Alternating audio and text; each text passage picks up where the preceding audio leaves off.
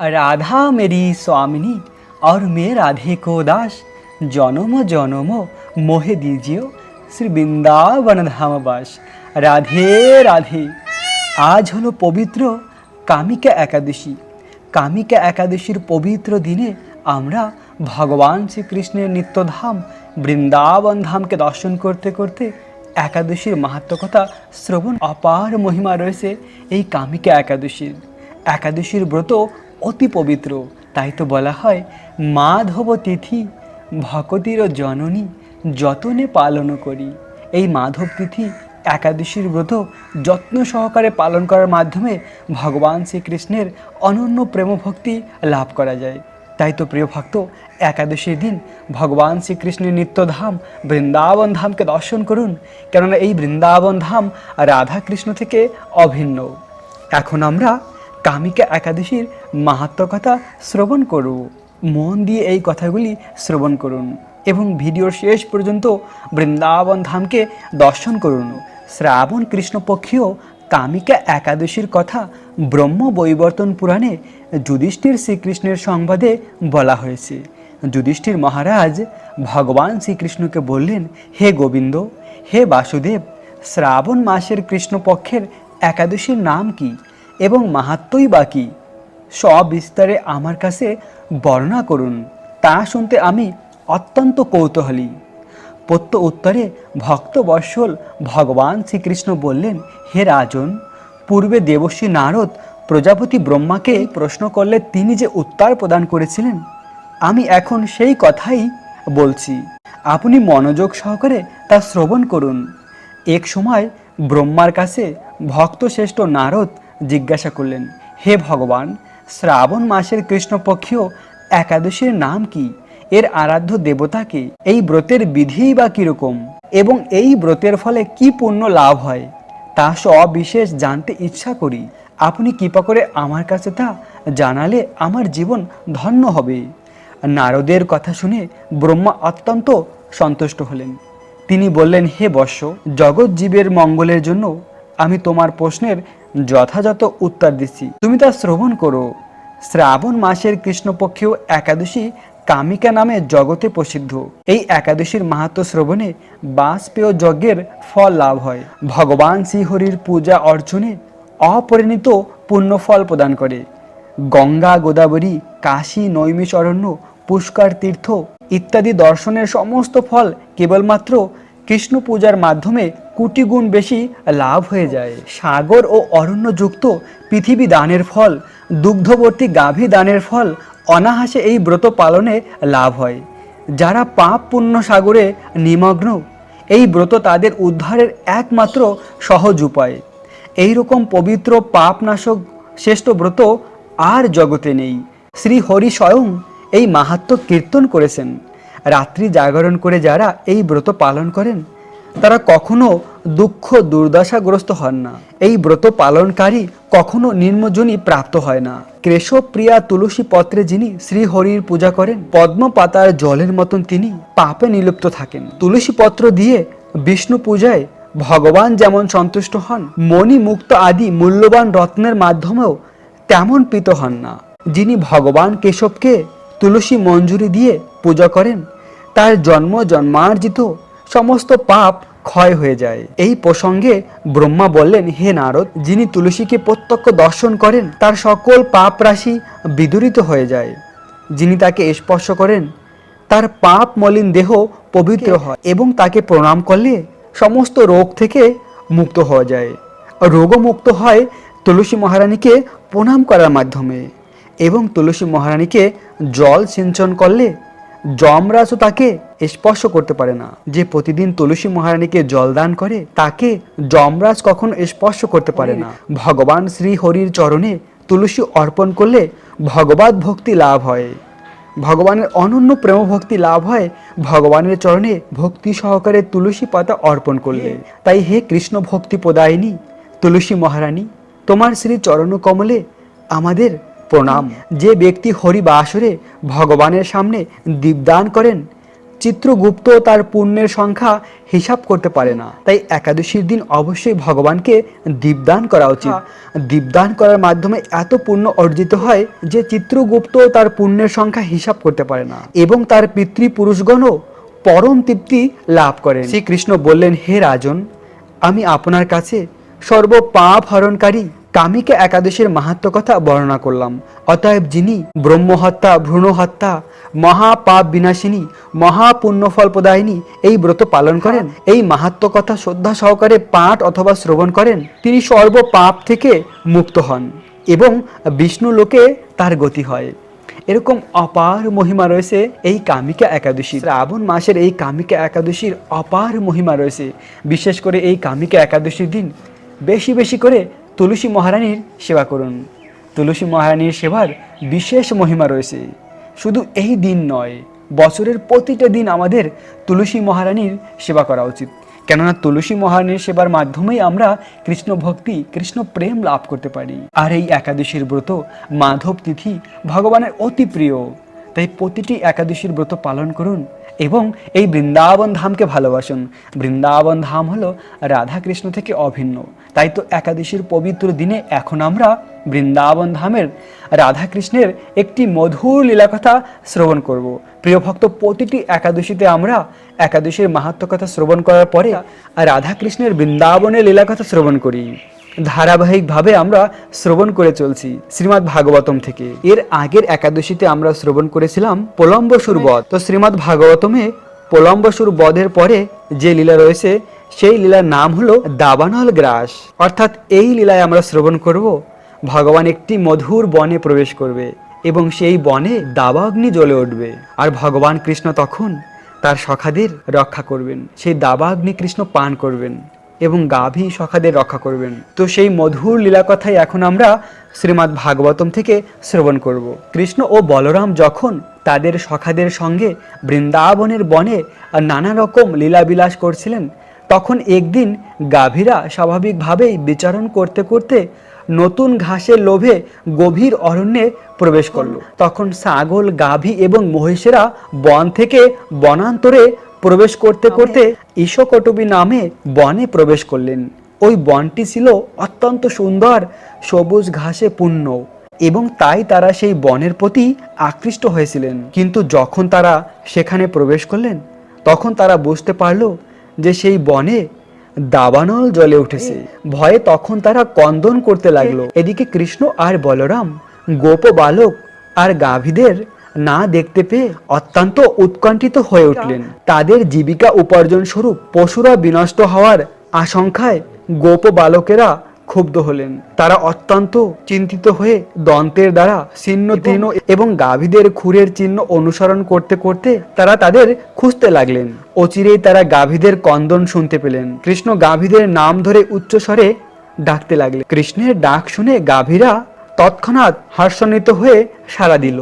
কিন্তু ইতিমধ্যেই দাবানল তাদের চারদিক থেকে ঘিরে ফেলেছে এবং সেই পরিস্থিতি তখন তাদের কাছে অত্যন্ত ভয়ঙ্কর বলে মনে হলো এবং তখন তীব্র গতিতে হাওয়া বইছিল।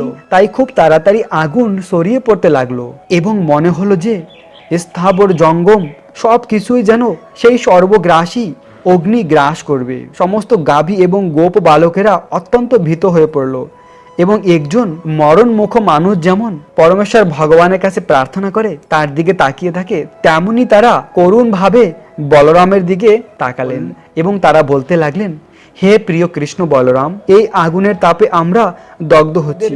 আমরা সকলেই তোমাদের শ্রী পাদপদ্মের শরণাগত হচ্ছি। আমরা জানি যে এই মহাভয় থেকে তোমরা আমাদের রক্ষা করতে পারো। হে প্রিয় কৃষ্ণ ও বলরাম, আমরা তোমাদের অন্তরঙ্গা সখা, তাই আমাদের এইভাবে বিপদগ্রস্ত করা সমীচীন নয়। আমরা সকলেই সর্বত্রভাবে তোমার উপর নির্ভরশীল এবং কে কিভাবে ধর্ম আচরণ করে তা তুমি ভালো করেই জানো।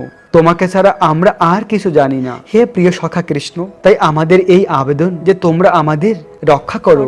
পরমেশ্বর ভগবান তার সখাদের এই আবেদন শুনে এবং তাদের প্রতি কৃপা দৃষ্টি বর্ষণ করে তিনি তাদের আশ্বাস দিলেন, ভয়ের কোনো কারণ নেই। তারপর যোগেশ্বর ভগবান শ্রীকৃষ্ণ সেই দাবাগ্নি হা করে গ্রাস করলেন। অর্থাৎ ভগবান হা করে তখন সেই সমস্ত দাবাগ্নিকে পান করলেন, গ্রাস করলেন। সেই ভয়ঙ্কর দাবাগ্নি ভগবান তার মুখের মধ্যে গ্রাস করলেন। সমস্ত দাবাগ্নিকে কৃষ্ণ পান করলেন। কেননা ভগবান হলো সকল শক্তির আধার, অনন্ত কোটি ব্রহ্মাণ্ড যার ইচ্ছার মাধ্যমে সৃষ্টি হয়, আবার প্রলয় হয়। জগতের সব কিছু যে ভগবান সৃষ্টি করে, সেই ভগবানের কাছে এই দাবাগ্নি পান করা কোনো অস্বাভাবিক কিছু নয়। তো ভগবান কৃষ্ণ অতি সহজে হা করে এই প্রচণ্ড দাবাগ্নিকে পান করেছিলেন। এভাবে সেই দাবাগ্নিকে পান করে সমস্ত গাভী এবং গোপ বালকদের ভগবান রক্ষা করলেন, এবং গোপ বালকেরা এইভাবে অবসম্ভাবী মৃত্যুর হাত থেকে রক্ষা পেলেন। ভয়ে গোপ বালকেরা প্রায় অচেতন হয়ে পড়েছিলেন, কিন্তু যখন তারা তাদের চেতনা ফিরে পেলেন এবং তারা চোখ খুলে তাকালেন, তখন তারা দেখলেন যে কৃষ্ণ বলরাম এবং গাভীদের সঙ্গে তারা সেই বনেই রয়েছে। এইভাবে তাদের গাভী সহ প্রচণ্ড দাবানল থেকে ভগবান কৃষ্ণ তাদেরকে রক্ষা করেছিলেন। তারা মনে মনে ভাবলেন যে কৃষ্ণ নিশ্চয়ই সাধারণ কোনো বালক নয়, তিনি নিশ্চয়ই কোনো দেবতা হবেন। সন্ধ্যাবেলায় গোপ বালক এবং গাভী সহ কৃষ্ণ ও বলরাম বাঁশি বাজাতে বাজাতে বৃন্দাবনে নন্দভবনে ফিরে এলেন।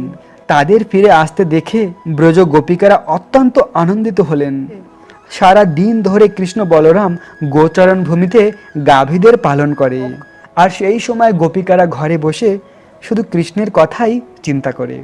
কৃষ্ণ কখন ফিরে আসবে, কৃষ্ণ এখন বৃন্দাবনে কি লীলা করছে। তো গোপিকারা সর্বক্ষণ কৃষ্ণের চিন্তাই করে, কেননা গোপিকাদের কাছে কৃষ্ণই হলো সব কিছু। তাদের জীবন স্বরূপ হলো কৃষ্ণ। কৃষ্ণ এত সুন্দর, এত মনোহর যে সকল গোপিকাদের চিত্তকে হরণ করেছিল।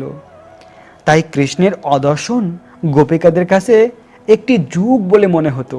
কৃষ্ণ যখন গাভীদের নিয়ে বৃন্দাবনের দিকে ফিরে আসতো, তখন গোপিকারা রাস্তার ধারে দাঁড়িয়ে থাকতো কৃষ্ণকে দর্শন করার জন্য। তখন গোপিকাদের চোখের পলক পড়তো, আর সেই এক পলক গোপিকাদের কাছে একটি যুগ বলে মনে হতো। কৃষ্ণ দর্শনে বাধা হতো। তারা কৃষ্ণকে এত ভালোবাসে, এত ভালোবাসে যে তারা চায় অপলক নয়নে কৃষ্ণকে দর্শন করতে। তাই যখন তাদের চোখের পলক পড়ে, তখন তাদের এক নিমিষ একটি যুগ বলে মনে হয়। এত ভালোবাসে ব্রজ গোপিকারা শ্যাম সুন্দর কৃষ্ণকে। তাই তো গোপিকারা ব্রহ্মাজিকে তিরস্কার করেছে। তারা এভাবে ব্রহ্মাজিকে বলছিলেন, ব্রহ্মাজি সৃষ্টি করতে জানে না।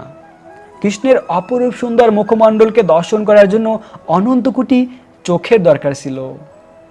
দুটি মাত্র চোখ দিয়েছে, দুটি চোখ দিয়ে কি কৃষ্ণকে দর্শন করে মন ভরে? কখনো ভরে না। তা আবার সেই চোখের পলক দিয়েছে। তাই গোপিকারা ব্রহ্মাজিকে তিরস্কার করেছিলেন যে ব্রহ্মাজি সৃষ্টি করতে জানে না। বৃন্দাবনের ব্রজ গোপিকাদের মনের অভিলাষ ছিল, যদি এমন কোনো লীলা হতো যে লীলার মাধ্যমে আমরা কৃষ্ণকে সর্বক্ষণ কাছে পেতাম আর অপলক নয়নে তাকে দর্শন করতে পারতাম। কেননা প্রতিদিন সকাল হলেই কৃষ্ণ বৃন্দাবনের অরণ্যে চলে যায় গাভীদের নিয়ে গোচরণ লীলা করার জন্য। তাই মন ভরে গোপিকারা কৃষ্ণকে দর্শন করতে পারে না। তাই তাদের মনের অভিলাষ ছিল কৃষ্ণকে নয়ন ভরে দর্শন করা। তাই তাদের মনের ইচ্ছাকে পূর্ণ করার জন্য ভক্তবৎসল ভগবান শ্রীকৃষ্ণ গোবর্ধন লীলা করেছিল। গোবর্ধন লীলা আসলে কৃষ্ণ গোপিকাদের জন্য করেছিল। যদিও আপাত দৃষ্টিতে আমরা দেখতে পাই ইন্দ্রদেবের গর্ভকে হরণ করে যা কিছু লীলা হয়েছে শুধুমাত্র গোপিকাদের জন্য। দেবরাজ ইন্দ্রকে ভগবানই মোহিত করেছে। তাকে মোহিত করে তার মাধ্যমে প্রচণ্ড বৃষ্টির দ্বারা ভগবান গিরি গোবর্ধনকে ধারণ করেছিল ব্রজবাসীদের রক্ষা করার জন্য। তখন সকল ব্রজবাসীরা গোবর্ধনের নিচে আশ্রয় নিয়েছিল। আর সেই সময় কৃষ্ণ এক হাতে গোবর্ধন মহারাজকে ধারণ করেছিল, আর এক হাতে কৃষ্ণ বাঁশি বাজিয়েছিল, মধুর সুরে বাঁশি বাজিয়েছিল। আর সেই সময় সকল ব্রজবাসী গোপিকারা কৃষ্ণের সামনে ছিল। কৃষ্ণকে অপলক নয়নে তারা দর্শন করেছিল, কেননা কৃষ্ণ 7 দিন একই স্থানে দাঁড়িয়েছিল। এর আগে প্রতিদিন কৃষ্ণ বৃন্দাবনের বনে চলে যেত লীলা করার জন্য। গোপিকারা তাকে দর্শন করতে পারতো না মন ভরে। আর এখন এই লীলার মাধ্যমে কৃষ্ণ একই স্থানে 7 দিন দাঁড়িয়ে রয়েছে, আর গোপিকারা নয়ন ভরে কৃষ্ণকে দর্শন করেছে। তাদের সকল মনের অভিলাষ তারা পূর্ণ করেছে। তো ভক্তবৎসল ভগবান তার শুদ্ধ ভক্তের মনের অভিলাষকে পূর্ণ করে। ভগবান খুব দয়ালু। আমরা ভালোবাসার মাধ্যমে কৃষ্ণকে প্রাপ্ত হতে পারি। জগতে আমরা যা কিছু করি তা অতটা গুরুত্বপূর্ণ নয়, কতটা হৃদয় থেকে কৃষ্ণকে ভালোবাসি সেটা সব থেকে গুরুত্বপূর্ণ। তাই তো এই কলিযুগে ভগবানকে ভালোবাসার সব থেকে সরল পন্থা হলো সেই গোলক বৃন্দাবনের প্রেমধনকে সবসময় জপ করা। সেই গোলক বৃন্দাবনের প্রেমধন হলো হরে কৃষ্ণ মহামন্ত্র, হরে কৃষ্ণ কৃষ্ণ কৃষ্ণ হরে হরে, হরে রাম রাম রাম হরে হরে। এই মহামন্ত্র জপ করার মাধ্যমেই আমরা কৃষ্ণকে লাভ করতে পারি। কেননা সেই ভগবান শ্রীকৃষ্ণই, ব্রজের কৃষ্ণ, যশোদা মায়ের পুত্র কৃষ্ণ এই কলিযুগে আবার ভক্তরূপে অবতীর্ণ হয়েছে, আর রাধারানীর অঙ্গকান্তি নিয়ে গৌর রূপে অবতীর্ণ হয়েছে। আর তিনি অবতীর্ণ হয়ে সেই গোলক বৃন্দাবনের প্রেমধন সকলকে দান করেছে। সেই গোলক বৃন্দাবনের প্রেমধন হলো হরে কৃষ্ণ মহামন্ত্র। যদি আমরা মন প্রাণ দিয়ে এই মন্ত্র জপ করি তাহলে আমরা এই জীবনে কৃষ্ণকে প্রাপ্ত হতে পারি। আর ভগবানকে ভালোবাসার জন্য কিছু বিধি নিয়ম রয়েছে, যেমন আহার শুদ্ধি করা, সম্পূর্ণ নিরামিষ রন্ধন করে ভগবানকে ভোগ নিবেদন করে সেই আহার করা। কেননা আমরা অন্য প্রাণীকে হত্যা করে আহার করতে পারি না, তার মাধ্যমে ভগবানকে কখনো আমরা প্রাপ্ত হব না। কেননা ভগবানকে লাভ করতে হলে সম্পূর্ণ নির্মল হতে হয়, সকল প্রাণীর প্রতি আমাদের দয়াভাব হওয়া উচিত, তাহলেই আমরা ভগবানকে পাবো। এভাবে ভগবানকে ভোগ নিবেদন করে আহার করা, একাদশীর ব্রত পালন করা, আর হরে কৃষ্ণ মহামন্ত্র জপ করা। তো এভাবে এই সহজ বিধি পালন করে আমি এই জীবনে কৃষ্ণকে লাভ করতে পারি। প্রিয় ভক্ত, প্রতিটি একাদশীর ব্রত পালন করুন। একাদশীর ব্রত ভগবানের খুব প্রিয়। তো আজ আমরা এই পবিত্র কামিকা একাদশীর দিন শ্রীমদ্ ভাগবতমের দাবানল গ্রাস এই লীলাকথা শ্রবণ করেছি। এর পরবর্তী একাদশীতে আমরা শ্রবণ করব শ্রীমদ্ ভাগবতমের শরতের বর্ণনা। তো আজ আমরা দাবানল গ্রাস লীলাকথা শ্রবণ করলাম শ্রীমদ্ ভাগবতম থেকে। তো একাদশীর দিন সকল প্রকার রবি শস্য বর্জনীয়। একাদশীর দিন শুধুমাত্র ফল আর জল গ্রহণ করা উচিত। আর একাদশীর পুরো দিন কৃষ্ণ ভাবনামিত হয়ে অতিবাহিত করুন। এভাবে বৃন্দাবন ধামকে দর্শন করুন। আমি বৃন্দাবন ধামের অনেক ভিডিও বানিয়ে রেখেছি, বিভিন্ন লীলা, বিভিন্ন বনের।